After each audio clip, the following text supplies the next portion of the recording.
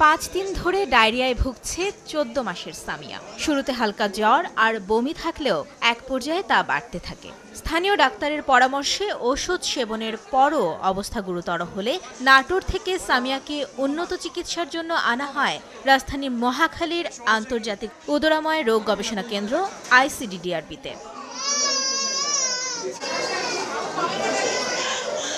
সামিয়ার মতো আরও অনেকেই দেশের বিভিন্ন প্রান্ত থেকে ডায়রিয়া আক্রান্ত হয়ে এসেছেন চিকিৎসা নিতে। বাচ্চার 10 দিন ধরে পায়খানা, ওষুধ খাওয়াইছি কিন্তু কমে না, বমি পাতলা পায়খানা দুটাই। একবার দেখাইছি সুস্থ হয়েছে, আবার এই একই সমস্যা।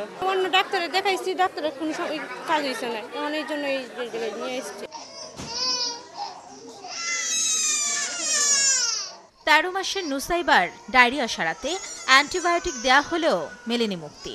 1.5 বছরের রুবাইয়ারও একই দশা।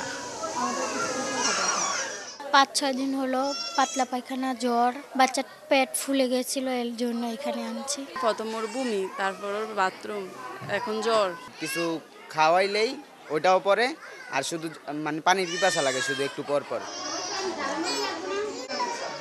আইসিডিডিআরবির পরিসংখ্যান বলছে গত 3 সপ্তাহ ধরে প্রতিদিন 8 শতাধিক শিশু ডায়রিয়া নিয়ে ভর্তি হচ্ছে এখানে।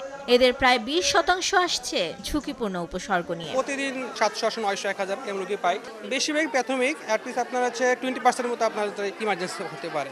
আক্রান্তদের 90% শিশুই রোটাভাইরাস জনিত ডায়রিয়ায় আক্রান্ত উল্লেখ করে পরিমিত স্যালাইন এবং জিঙ্ক ট্যাবলেটেই নিরাময় সম্ভব বলে মত বিশেষজ্ঞের। রোটাভাইরাস এই ডায়রিয়াটার প্রকোপটা হলো বাচ্চারা দিনে প্রথমের দিকে অল্প অল্প জ্বর থাকে এবং তারা পানির মতো পাতলা পায়খানা করে। এটা সাধারণত 5 থেকে 7 দিন পর্যন্ত থাকে। স্যালাইনটা ঠিক মতো খাওয়াবেন। বাচ্চা 5 কেজি ওজন, তাহলে আমি 5 ml যে চামচটা আছে সেই চামচের 5 চামচ, 10 কেজি হলে 10 চামচ, এইভাবে করে খাওয়াবো।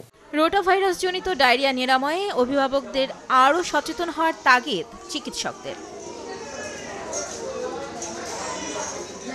আইসিডিডিআরবির তথ্য বলছে প্রায় 90% মাই জানেন না কিভাবে ওর স্যালাইনটি বানাতে হয়, আর এতে করে বাচ্চার রক্তে সোডিয়ামের পরিমাণ বেড়ে যাচ্ছে, যা বাড়াচ্ছে শিশু মৃত্যুর ঝুঁকি।